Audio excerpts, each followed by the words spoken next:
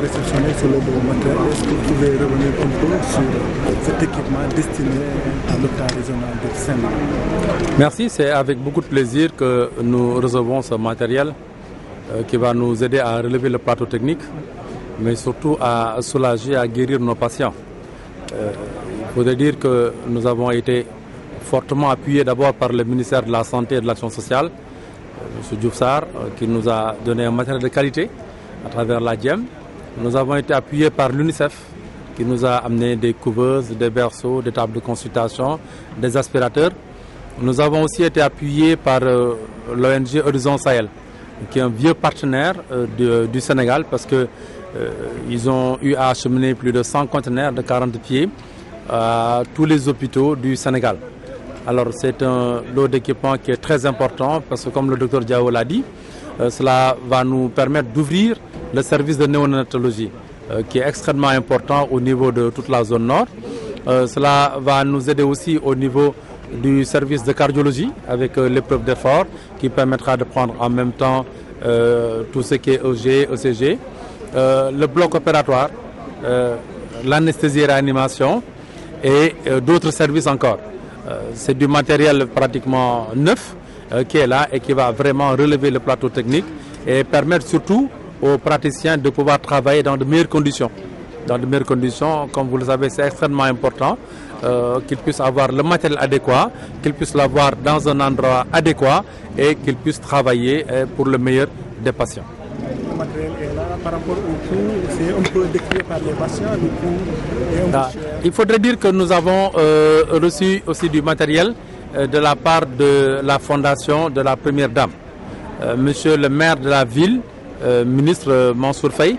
nous l'a amené samedi d'un coût de plus de 54 millions, bien que ce matériel composé d'un appareil de stérilisation de 300 litres, d'un appareil d'échographie, composé aussi d'un autoclave, composé d'une cialytique et en même temps d'un distillateur d'eau. C'est pour dire l'importance aussi de ce lot-là. Alors donc le tout combiné véritablement va permettre aujourd'hui à l'hôpital régional de Saint-Louis d'avoir un bond en avant. Et c'est extrêmement important et cela nous permettra, je l'ai dit tout à l'heure, d'avoir plus de qualité dans les soins et davantage de pouvoir soulager les enfants et les malades que nous recevons. Il est question également de la vestiture de la structure hospitalière. Est-ce que vous pensez à une réhabilitation de cette structure? Oui, nous sommes d'autant plus heureux que la semaine dernière, Monsieur le ministre de la Santé et de l'Action sociale était présent dans nos murs le mardi. Il devait y être avec le ministre Mansour Faye, le président du conseil d'administration, Maître Moustapha Mbaye, le département. Et il nous a instruit, Monsieur le ministre, à lui présenter à brève échéance, en week-end, un document portant réhabilitation complète et équipement de l'ensemble des services de l'hôpital. Nous nous attelons à la tâche et nous allons le lui restituer très rapidement. C'est pour dire que c'est une préoccupation majeure au niveau des autorités de la République et notamment même son Excellence Monsieur le Président de la République, que cet hôpital de Saint-Louis soit un hôpital réhabilité, un hôpital conforme, un hôpital où les malades véritablement se sentiront bien. Ils auront les soins conformes et ils auront un environnement humanisé. Aujourd'hui, c'est l'objectif et nous sommes en ce sens-là avec nos autorités gouvernementales, les autorités locales, notamment au niveau du département et de la ville de Saint-Louis, pour la grande satisfaction de la population saint-louisienne. Dañu am tey mbég bu yaatu ndax kuy wax l'hôpital ginnaaw ñi nga xam ne ñooy faj ñoo fa nekk ñiy faju ñëw mbirum jumtukaay la mbirum jumtukaay tey jii dañu am lu rëy ndax ministère de la santé def ci jàpp tey jii am nañu appareil yu bëri yoo xam ne dem na ci réanimation dem na ci bloc opératoire yoo xam ne jox nañu ko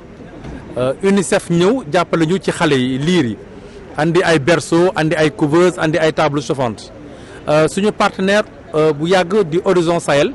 andi ay table yi jëm ci néonatologie andi ay table yoo xam ne jëm na ci bloc opératoire am na yoo xam ne jëm na ci stérilisation bi lépp it ki nga xam ne mooy la première dame à travers fondation moom tamit samedi le ministre maire de la ville Mansour Faye andil ñu benn don valeur bu ëpp 54 millions ci loolu am na benn appareil stérilisation bu 300 litres bu mu ñu andil ñu appareil échographie fan yi passé rek amoon nañu tuuti problème ak suñu appareil échographie donc muy lu am solo loo xam ne ñëw na ci mu andil ñu lampe cialytique mu andil ñu benn aspirateur andil ñu tamit véritablement li nga xam ne mooy distillateur d'eau kon loolu yëpp di wane ne que tey gis ngeen que ñeenti salle yu fees dell ak matériel véritablement loolu fokk ñu sant te gërëm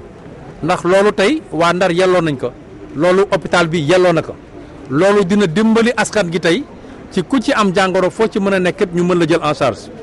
foofu ñu teg jumtukaay yi am na projet bu bees boo xam ne waxtaan nañu ko ak docteurs yi ak personnel bi ndax tey ñu gën a gën a sant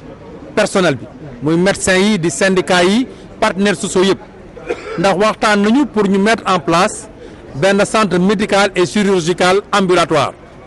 moo di lan lépp loo xam ne jëm na ci exploration yi lépp loo xam ne c'est interventionnel tey foofu lañ koy defee nit ki dina ñëw ci benn fan ñu régler problème am mu ñibbi loolu jumtukaay yëpp pratiquement taxaw na ak docteur Tendeng mooy li mu doon expliquer kon mu di lu bees lu ñu nar a teg encore pour population bu Ndar kon tey dañuy gën a sant te gërëm état bi mi nga def li mu war a def partenaires yi ñu ngi ci jàpp personnel bi am nañu envie jàpp ci te lii yëpp suñ ko liggéeyee dina permettre aussi mu am lu mu yokk ci jumtukaayu kër gi ngir personnel bi gën si gis boppam kon tey dañuy sant gërëm région médicale gërëm conseil d'administration bi gërëm département bi gërëm ville gërëm ki nga xam ne tey mooy ministre de la santé et de l'action sociale Diouf Sarr gërëm ki nga xam ne mooy la première dame mi nga xam ne waa Ndar la ak ni mu si jàppee. alors docteur ñëpp jàpp ne hôpital bi dafa màgget jot nañu ñu xoolaat hôpital bu Saint-Louis est-ce que yéen a ngi xalaat si ñu réhabiliter hôpital bi. waaw non seulement dafay bëgg personnel bi ñëpp wax nañ ko population bi it wax ko joytu ko waaye defe naa joytu googu àgg na fu mu war a àgg ndax semaine bi passé rek monsieur le ministre de la santé jege na Dakar ñëw pour ñu def benn réunion technique mu mettre en place benn commission de suivi composée par président wu département bi maître Moustapha Mbaye médecin chef de région ministre Mansour Faye ak moom ci boppam mun nañu président moo ko instruire ngir mu ñëw topp problème mu réhabilitation wu hôpital bi et que moom ministre de la santé weer gu ne dina fi ñëw pour suivre dossier bi personnellement pour rendre compte monsieur le président de la république mu daal di ñu instruire pour que su week-end ñu jox ko benn document boo xam ne lépp li jëm comme liggéey ci kër gi ñu jox ko ngir mu remettre ko président de la république yemu ci it équipement yi nga xam ne moo ci jëm ak yeneen problème yëpp pour ñu def ko ci kon loolu lu am solo la ndax waa Ndar xaar nañ ko waa Ndar yàkkamti nañu ko